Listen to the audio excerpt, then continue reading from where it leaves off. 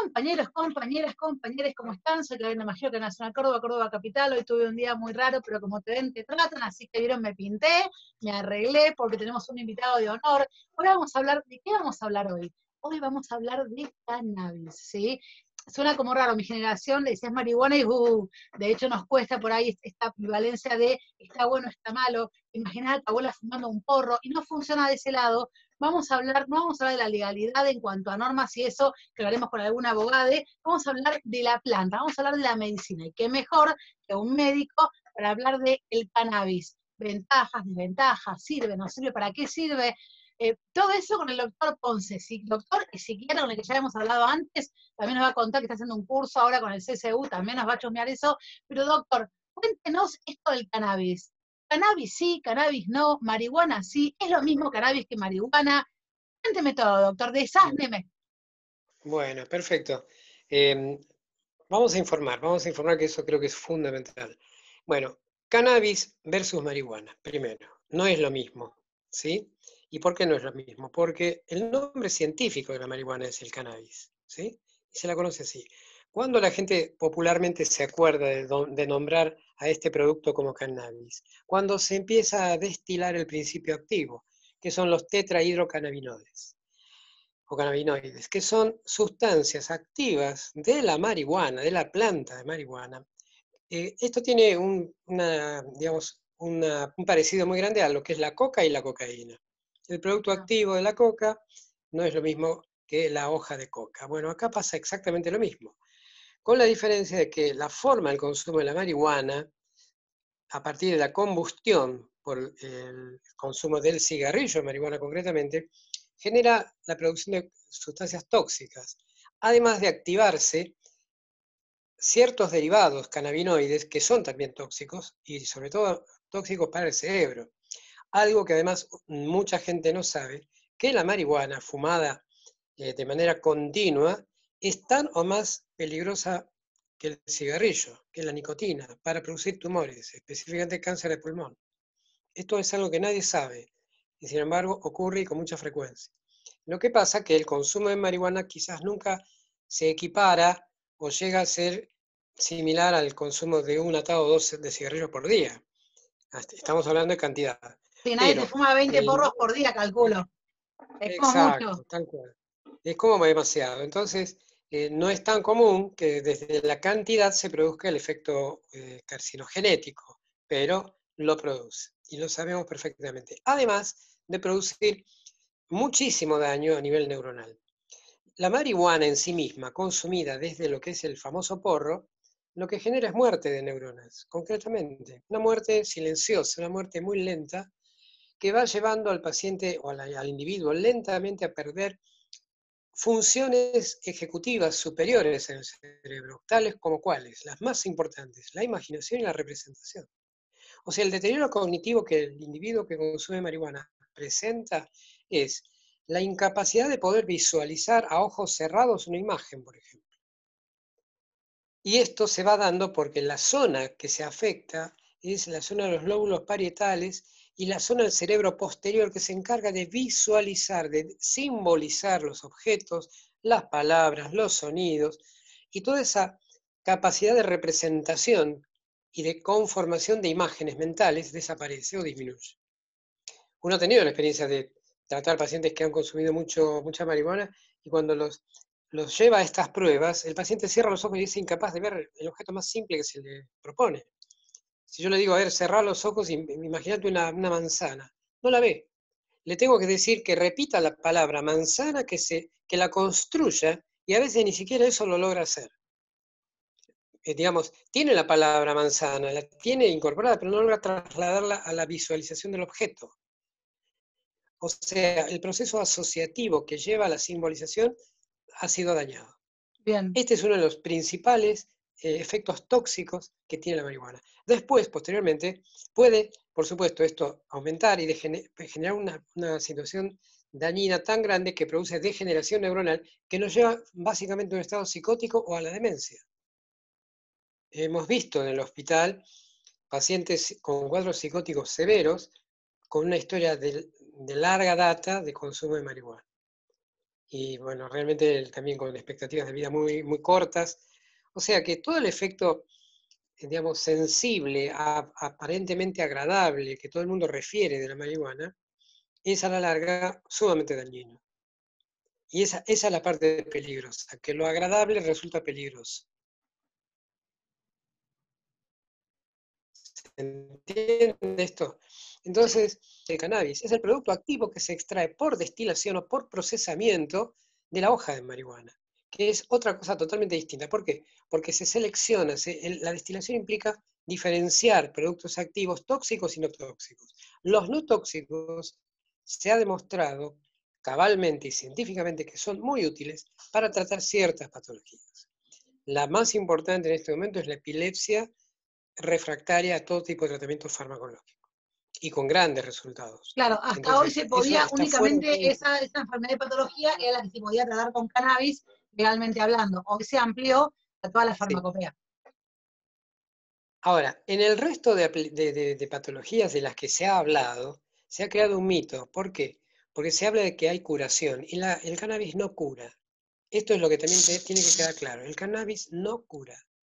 Lo que el cannabis hace es trabajar sobre lo sintomático y mejorar la calidad de vida o actuar como un paliativo, es decir, puede mejorar los procesos inflamatorios, disminuyendo el dolor. Por lo tanto, ¿a quién no le gusta aliviarse el dolor cuando siente algún problema artrítico, artrósico, o por ejemplo, en los pacientes oncológicos? El consumo del cannabis pasa a ser un elemento muy paliativo que disminuye la intensidad del dolor o la inflamación, pero no cura un elemento o un recurso natural útil, por supuesto. El problema es que de pronto hablamos de que el autismo hay que tratarlo con cannabis y el paciente está muy bien. No, eso no es así, no es verdad. Yo tengo pacientes tratados con déficit atencional que vienen con las gotitas del aceite de cannabis y arriba de eso le tengo que dar risperidona o cualquier otro antipsicótico, antiimpulsivo, porque rompen todo, a pesar de estar con cannabis. O sea, esa es la realidad. Entonces, todo tiene un límite y el cannabis también lo tiene. Lo que tenemos que entender bien claramente que el cannabis, el tetrahidrocannabinol, es un producto derivado de la marihuana que posee cualidades sintomatológicas, de alivio sintomático de muchas patologías. Entre ellas podemos nombrar las artritis, las esclerosis laterales, la esclerosis lateral amiotrófica, que es un proceso muy, muy serio de degeneración neuronal, los tumores, malignos en última fase, con alto nivel de mortalidad y con niveles de sufrimiento por el dolor muy elevados, una alternativa frente al uso de la morfina, que es el elemento que se utiliza siempre para tratar de que el paciente tenga el resto de vida que le queda sea digno y no padezca justamente esa etapa terminal de su patología. O sea, hay una serie de alternativas que se dan. Con el tema del autismo, por ejemplo, lo que se ha visto es que hay una disminución en los estados sintomáticos de enojo, de malestar, el paciente está más tranquilo. Y de pronto, por supuesto que esa es una gran ventaja, aunque no estemos curando el autismo, no lo estemos mejorando desde lo cognitivo, pero sí de pronto las crisis emocionales disminuyen notablemente. Y esto hace que no sea necesario a lo mejor recurrir a altas dosis de psicofármacos para tratar el mismo problema. Pero De además, eso se cuando vio que trata. Ahí algo deja de doler por ahí, uno puede trabajarlo mejor, ¿no? Si a mí me deja de doler, a ver, cáncer, oncología, ¿no? Me deja de doler, bueno, y el cannabis también da apetito, bueno, voy a comer. Si como, voy a mejorar las defensas. Entonces, por ahí, cuando veo ausencia de dolor o también de inflamación, creo que uno puede esperar que la cosa mejore como, digamos, como consecuencia, ¿no? Por ahí. Y creo que también nos queda un montón de seguro, estudios del cannabis para hacer, seguro. o está terminado el tema. Sí, no, por supuesto, eso está, digamos, se sigue investigando en el mundo, porque también tiene, digamos, efectos colaterales y adversos, pero que son mínimos comparado con el beneficio que presenta. Si Además, uno es como pudiese, una por ejemplo, planta más, ¿no? comparar, Porque, a ver, creo yo que todos los medicamentos, o casi todos, o todos creo yo, vienen de una planta y están laburados. Bueno, hay toda una industria muy especial, que es la de la farmacéutica, que bueno, que por ahí no deja que entren estas cosas, pero básicamente todas vienen de una planta, ¿no? Dame una planta y te doy un remedio, decían por ahí. tenemos un ejemplo, la planta de Digitalis lanata, que es la planta de la cual se extrae la digital. La digital es la famosa digoxina o digitoxina que se utiliza en la insuficiencia cardíaca. Es un agente inotrópico. ¿Qué quiere decir inotrópico? Que le da fuerza, potencia al latido cardíaco, al músculo cardíaco que está dañado o debilitado y que te lleva inevitablemente a una insuficiencia cardíaca que puede ser mortal, obviamente. ¿Y cuántos pacientes hay en el mundo tratados con esos medicamentos? Todos esos medicamentos han sido extraídos de plantas. ¿Por qué piensa usted que el cannabis fue con tanta mala publicidad que recién ahora hablamos de legalizarlo y que nos cuesta decir a mí, por un tema de generación? La palabra marihuana me cuesta, yo por ahí tengo rastas, ¿no? Y la gente por ahí me dice, ¿de dónde puedes pegar onda? Porque tengo rastas, pero yo no fumo. Y esa estigmatización, ¿no? ¿De dónde viene esto con el cannabis y no con el orégano, póngale, o con la salvia, o con el boldo? Porque la palabra marihuana es estigmatizante, ya de por sí. La palabra marihuana implica entender que hay un delito de por medio, hay un consumo tóxico, hay una situación que no es aparentemente normal. Y es un absurdo.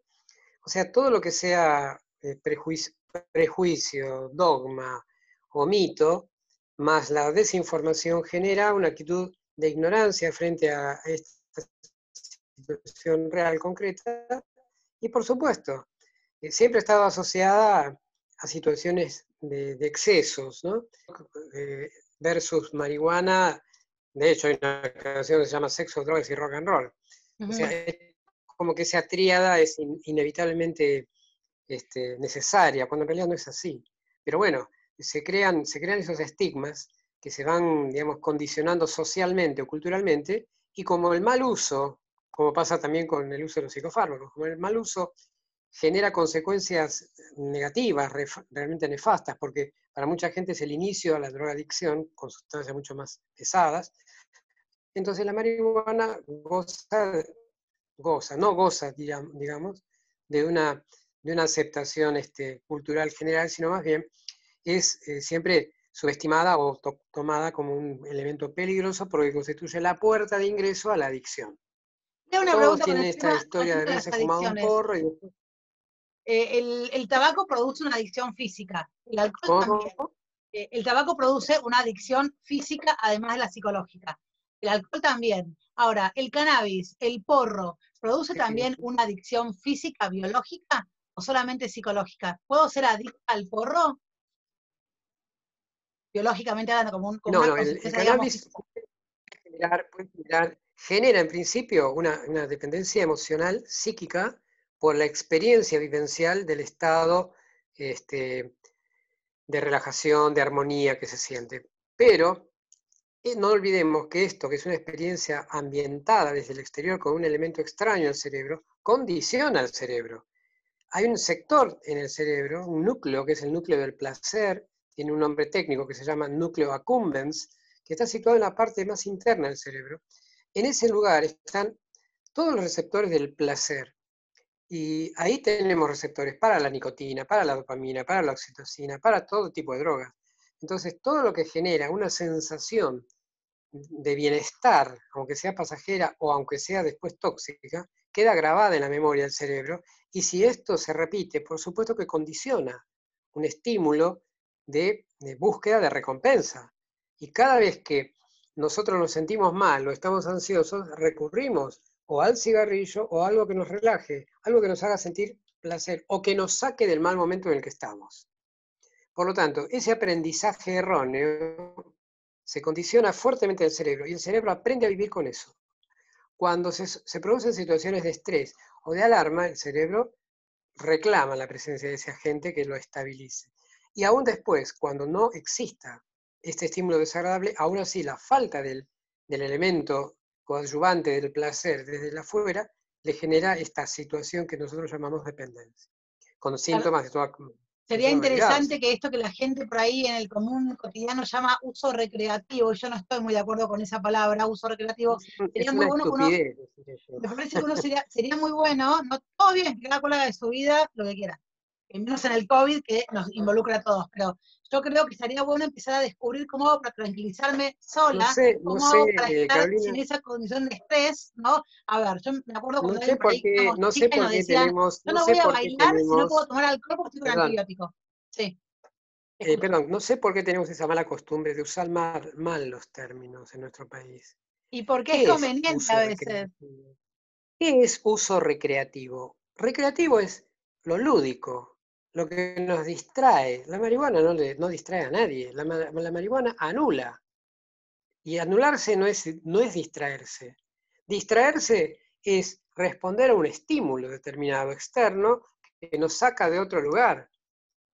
Entonces, si hablamos de distracción para definir lo recreativo, también nos estamos equivocando, porque la marihuana no tiene un efecto distractor. Ahora, si decimos que la marihuana es de uso recreativo, menos aún, porque no nos recrea nada, en absoluto. Es de uso, a ver, de uso periódico, de uso alucinatorio. O sea, llamemos las cosas por su nombre. No inventemos términos mal usados, mal aplicados, que tienen otro tipo de significado para justificar el uso periódico de la marihuana. O sea, que yo use periódicamente la marihuana en forma de porro es de uso recreativo. Es una tontería, realmente. Y nadie sale a corregir al que usa mal ese término. Entonces, se generaliza la idea y lógicamente tenemos dos bandos, aquellos que están a favor y los que están en contra. Los que están a favor se alimentaron justificando su adicción simplemente, y nadie tampoco lo dice. Lo que pasa es Están que tenemos que justificando. revisar hasta la palabra y el término adicción, ¿no? Porque hay un montón de adicciones Realmente. legales, permitidas, socialmente Bueno, pero permitidas, acá que está matan, bien. No, está bien, pero la adicción y y tampoco conviene hablar de eso.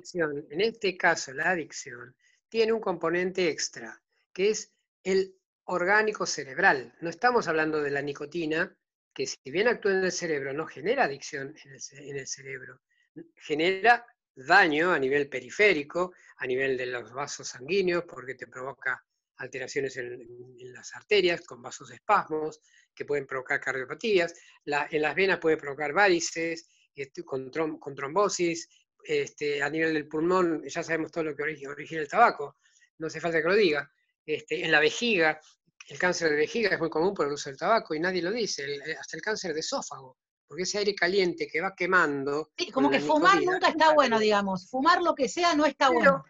no, claro que no, es una, más allá de lo ridículo que implica fumar, además, pues nadie se puso a examinar el acto del fumar. Más allá de eso es tóxico y peligroso, pero la diferencia que hay entre la adicción o el hábito, no adicción, el hábito tabáquico, que es, ¿por qué se dice hábito? Porque no llega a ser una adicción estrictamente. Si bien uno dice, bueno, fumo todos los días y cuando cada vez que me pongo ansioso necesito un cigarrillo, tenemos el hábito tabáquico. Y puede haber un grado de dependencia, sí, pero no adicción. En cambio, las drogas sintéticas, como los psicofármacos, y las drogas naturales, como puede ser, por ejemplo, la marihuana, generan adicción. ¿Por qué? Porque condicionan al cerebro a funcionar de una manera diferente, cosa que no hace el tabaco. El Entiendo. tabaco no condiciona al cerebro a funcionar de otra manera. El cerebro, frente al tabaco, ¿qué hace? Simplemente experimenta una sensación de placer mínima del momento y nada más, que condiciona un hábito. El cerebro aprende a calmar su ansiedad con un cigarrillo. En cambio, la marihuana te lleva más allá de esa situación, va mucho más adentro de la cuestión. ¿Cuál es el motivo? Que te genere un estado nirvánico, por decirlo así, de armonía, un estado de alteración de conciencia que el tabaco no provoca. La alteración de conciencia implica sustancias prácticamente inductoras de estados psicóticos. Entonces ya estamos hablando de un nivel mucho más profundo, donde el nivel, mejor dicho, la experiencia psicótica, alucinatoria, que genera el porro o cualquier otra droga, nos está llevando a estados alterados de conciencia, que están alterando la neurotransmisión del cerebro. El tabaco no provoca eso. ¿Se entiende la diferencia? Es una gran diferencia, es abismal. Por lo tanto, no podemos comparar, ni podemos decir, ah, sí, vos fumás un porro, pero, bueno, fumo un porro, pero vos estás fumando tabaco, ¿qué es peor? No, no, porque son absolutamente mecanismos totalmente distintos. Y no podemos decir cuál es peor, porque los dos son malos. de distinta manera. Los dos son tóxicos. Ahora, la diferencia es que además la marihuana te provoca muerte neuronal. Entonces, ¿dónde está la ventaja? ¿Dónde está la gracia de ¿El fumar cannabis marihuana? tomado en gotas provoca toda esta cantidad de efectos? ¿O el cannabis tomado No, en gotas no? Bien, o sea, no, tenemos que no, no, no. alejarnos de fumarlo. El cannabis tomado en gotas o consumido en gotas no va a provocar estados psicóticos. Ah, bien. El cannabis tomado en gotas va a generar la producción de sustancias aliviadoras del dolor, por ejemplo, sustancias antiinflamatorias. O sea, un efecto completamente diferente Perfecto. al efecto O sea, tenemos alucinatorio que que evitar fumarlo y si estamos enfermos o totalmente. tenemos una patología, tomarlo. Pero, a ver, tomar una cafeaspirina, yo estoy a favor del uso medicinal y lo del recreativo, yo no estoy a favor de nada externo que me condicione. Porque estoy a favor de que uno Claro, lo crea, ¿no? El ser divertido porque lo soy. Vamos a laburar para seguro. adentro, pero bueno, ese es mi pensar, ¿no? Pero tenemos que evitar fumarlo y empezar a tomarlo cuando nos haga falta en las maneras correctas y sanas. Sí, o sea, otra cosa que hay que corregir, fumar marihuana no nos cura de nada. Todo lo contrario, nos Ah, qué enferma. bueno eso. Qué bueno Porque eso. al fumar no Eso no se estamos. sabía, ¿ves? Ahí va. Claro, es que la gente está confundiendo dos cosas que son sumamente claras. No entiendo por qué no lo entienden. O sea, estoy dando el ejemplo de la coca, del té de coca y la cocaína, y no es lo mismo. A ver, los incas consumían la hoja de coca. ¿Para qué? Para no cansarse y para no tener hambre. ¿Por qué? Porque tenían largas jornadas de trabajo. Y ese consumo de coca no los hacía ponerse paranoicos, ansiosos, ni dependientes de la cocaína. ¿Por qué? Porque no estaban consumiendo cocaína. La cocaína es un producto que está inactivo en la coca y que cuando se la procesa, la hoja de coca, se activa. O sea, hay una transformación de los principios químicos en la coca que produce un principio activo que es la cocaína. Y ese principio activo sí es tóxico, es alucinatorio y genera adicción. En cambio, y lo mismo pasa con el cannabis y la marihuana. El cannabis está dentro de la planta de marihuana, pero tiene un efecto absolutamente diferente, el tetrahidrocannabinol, un efecto completamente distinto que el fumar la hoja de marihuana. El fumar la hoja de marihuana no te cura en absoluto para nada. O sea, vos no vas a sacarte el dolor fumando marihuana. Ni vas a dejar de tener una crisis epiléptica porque fume marihuana. Es un absurdo eso. No ocurre, no pasa. Entonces vas a tener la epilepsia igualmente con el estado de embotamiento que te genera el fumar el porro. En cambio, el tetrahidrocannabinol, el cannabinoide, que es extraído por un principio, como principio activo de un proceso de purificación y destilación, es decir, la configuración del aceite, sí adquiere propiedades terapéuticas. No todos, hay que saber cuáles. Esos que son positivos tienen actividad terapéutica, pero si no los hubiésemos procesado, no la tendrían. Estarían inactivos. Por lo tanto, si yo me fumo un porro, no estoy activando cannabinoides, para nada. Simplemente estoy quemando la hoja mientras la fumo, hay un proceso de combustión, y los elementos tóxicos que están ingresando a mi sangre y al cerebro me van a producir un estado de alucinación, un estado de armonización, pero con un daño importante. Esto es como el alcohol. Vos cuando tomás alcohol te euforizás o te relajás y te sentís bárbaro. Hay gente que se siente muy bien con el alcohol, pero no se da cuenta que se está reventando el hígado y el cerebro también. O sea, ¿cuál es la ventaja? Es un estado de conciencia diferente nada más, pero no hay un efecto ni curativo ni siquiera paliativo. En cambio, el cannabis sí lo tiene como proceso de depuración o purificación de la hoja de marihuana. Lo tiene, pero para que lo tenga es necesario purificar la hoja de marihuana. Usar la hoja de marihuana en absoluto no activa el tetrahidrocannabinol. O sea, el cannabis no existe terapéuticamente en la hoja de marihuana ya listo para usar. Eso es lo que quiero decir.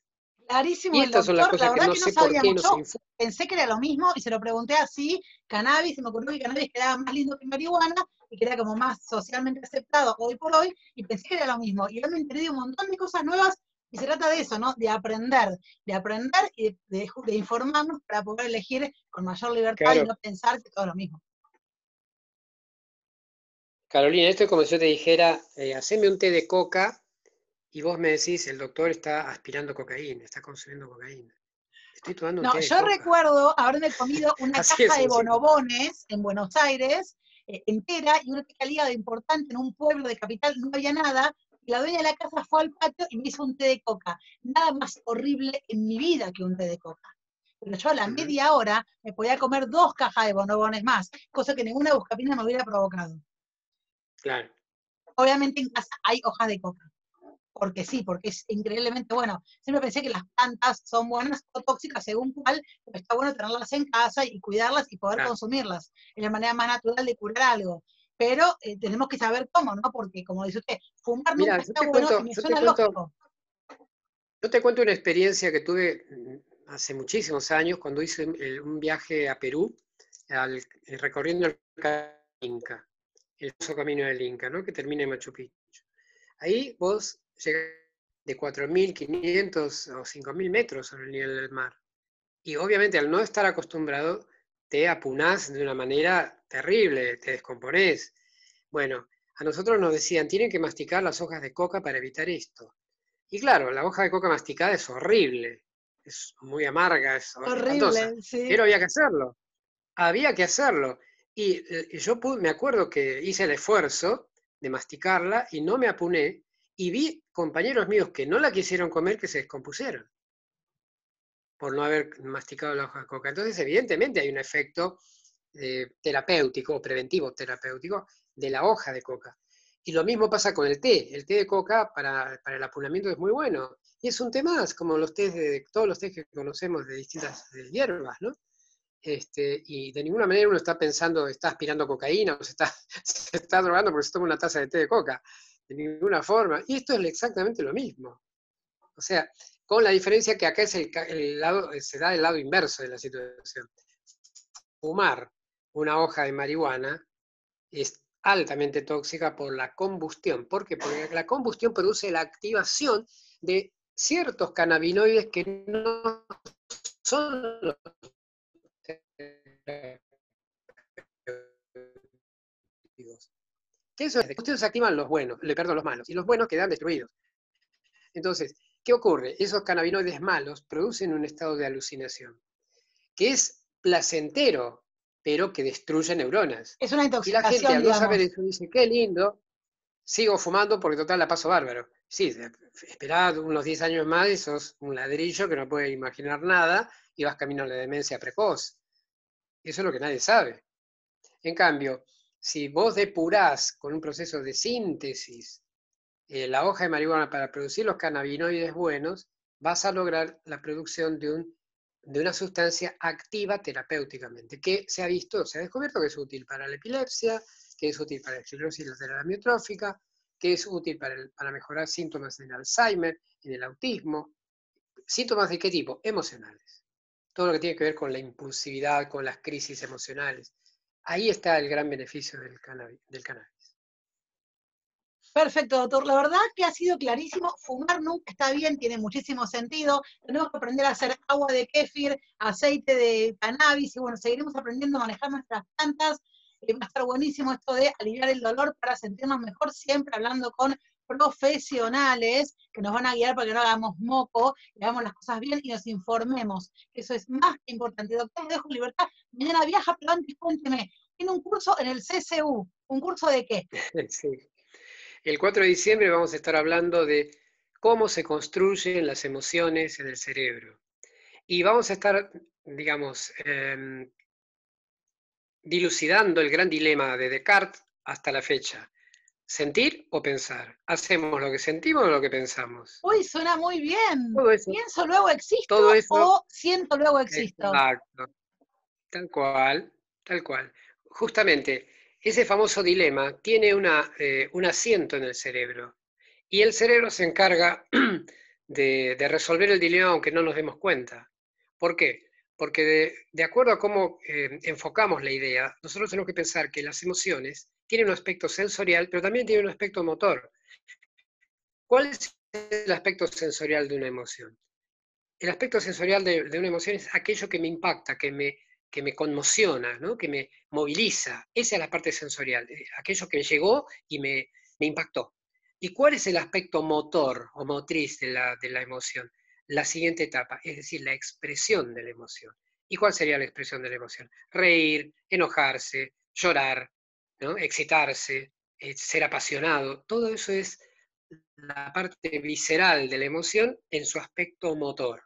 Es la expresión que se corporiza en una acción y que determina una conducta que nosotros vemos en la persona. Ahora, Ese tema lo vamos a esto, desarrollar en el CSU el 4 de concretamente, diciembre. claro, el ¿Abierto a punto es todo el el público siguiente, la o clave es solamente esta, a yo la profesionales tiro de como la salud? adelanto. Perdón. No, no, todo el mundo, es una clase abierta. Ahora, el punto es, si el aspecto motor de la emoción es lo que acabo de decir, ¿qué es el pensamiento entonces? También un acto motor. ¿Por qué? Porque se elabora en una zona motora que es el lóbulo frontal. El pensamiento surge al final en la zona frontal. ¿Para qué? Para llegar a una conclusión. Entonces, de esa manera yo puedo llegar a entender que el pensar y el sentir no son dos cosas diferentes, sino son eslabones de una misma cadena que van en forma secuencialmente desarrollándose. Ahora, para poder entender cuál es el eslabón que une la emoción al pensamiento, tenemos que entender que el pensamiento es un acto motor en sí mismo, dentro del cerebro, que no va hacia afuera como un movimiento de la mano, de los brazos o de la boca cuando uno habla, sino que ocurre dentro del cerebro y que se nutre de otro eslabón que también es motor, que es la motriz de la emoción. Es decir, la parte motora de la emoción se funde con la parte motora del pensamiento y por lo tanto no hay diferencia. Hay secuenciación. Siento, percibo lo que siento, intuyo y pienso.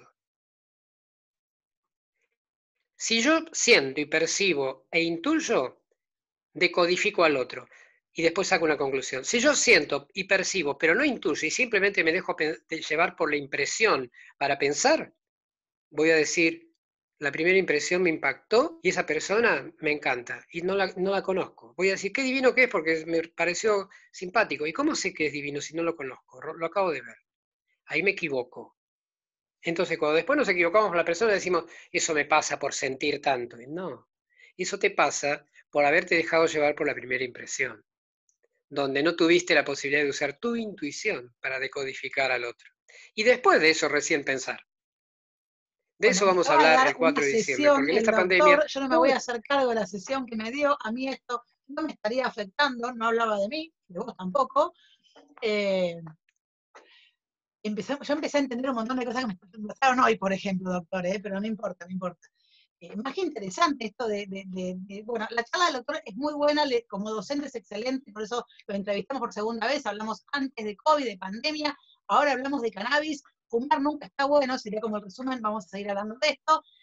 Propiedades terapéuticas, hoy el DNU, vamos a ver qué pasa, pero por favor informarse con consentimiento y hablar con los profesionales, no juguemos con nuestra salud usando cosas que no sabemos cómo funcionan y no googleemos, hablemos con los que estudiaron, saben, de qué estamos hablando, como el doctor Ponce. Doctor Ponce, ya le ponemos el print del CCU para que lo puedan localizar, para que vayan al curso suyo, que es excelente, más que interesante, bueno, esto de las emociones, el pensamiento, por el doctor Ponce. Lo dejamos viajar, mañana se va a Buenos Aires, así que 1.000.000 de gracias por estar, gracias por desasnarnos e iluminarnos, y hoy no, sabemos un poquito más, y muchas, muchas, muchas gracias. Se me cuida en Buenos Aires, ya se lo dije, no, se me cuida. muchísimas gracias. Muchas gracias por invitarme.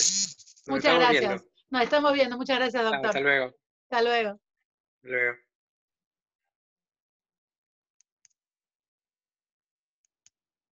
El doctor Ponce salió de la charla, nos quedamos nosotros, nosotras, nosotres. Bueno, fumar nunca está bueno, por ahí era lo más fácil que se podía hacer cuando no había otra manera, no es algo así como la carne salada para transportarla, porque no había cómo cocinarla. Bueno, hoy, a partir de la legalidad, y esto que vamos a poder compartir, del conocimiento, hay cosas que revisar. Yo voy a hacer un par de llamaditos ahora para hablar con gente que conoce mucho, mucho, mucho, mucho de cannabis y nos puede seguir iluminando. Ahora que no está tan prohibido, ¿no? Ahora porque hay que registrarse, porque hay que un montón de cosas, es el primer paso. Las plantas siempre trajeron cura, de hecho la mayoría de las plantas de la busca en adelante tienen una impronta, tienen un componente muy fuerte que es la planta, más todo lo demás. Eso todo lo demás tiene que ver con la industria farmacéutica, que debe estar de la enojados por esto que está pasando, ¿no? Pasa como eso de que se acabó el negocio. está bueno que a veces a los poderosos se les acabe tanto negocio, porque siempre van a ganar, ¿eh? Siempre van a ganar, solo que no van a ganar tan logarítmicamente y te van a permitir elegir. Se trata de eso, pensamiento crítico, poder de elección, y que unos no ganen tanto para que otros ganen un poco más de todo, ¿sí? De todo. De 200 convulsiones a tener 4 o 5, una criatura, imagínense 200 convulsiones en un día, a 3 o 4, la verdad que está comprobado, como dijo el doctor Ponce, está comprobado el uso terapéutico, el uso medicinal del cannabis.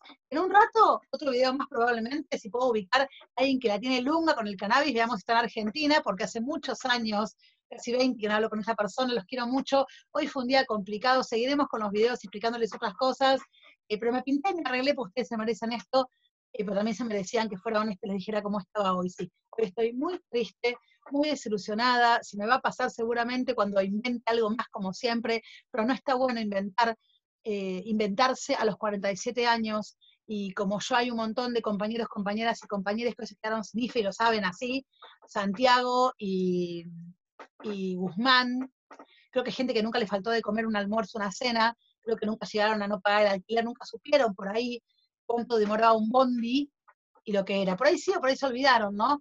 Pero esa impunidad de decir, no hay más IFE y, ¿no?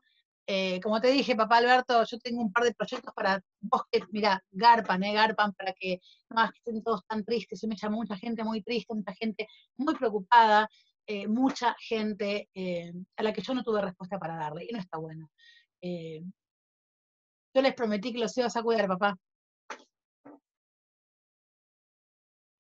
Guzmán dijo que había un nuevo plan, no estaría, no.